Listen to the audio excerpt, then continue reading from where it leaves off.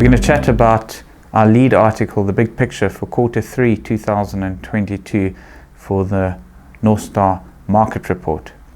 And the article really deals with heuristics, which is the brain's kind of subconscious decision-making process and how it leads to biases.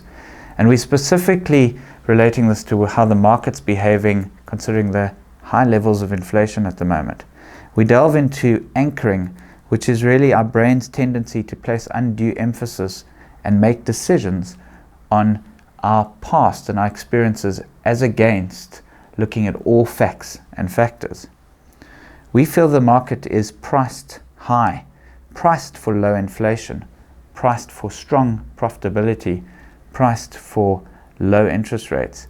And really, what that's telling us is it's priced as if we're going back to our past and not a world of high inflation. So this is important because really, since 1982, most of us that have been operating in the market, and particularly those that have been in the market in the last 10 years, have only really experienced two bull markets.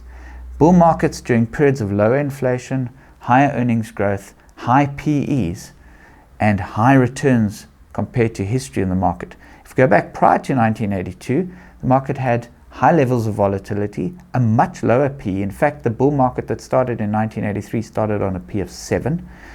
High levels of inflation before that, which Volcker, since August 1979, broke the back of that inflation. He pushed interest rates from 11% to 20% due to excessive levels of inflation and brought the economy to its knees for a period of time.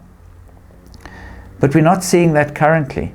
That's not how the market's pricing current inflation, which is also at extremely high levels. It's just assuming that things go back to normal. And we think this is deeply embedded in heuristics and the fact that most market participants are just not used to the kind of environment that operated before 1983. So we also speak in the article around certain aberrations.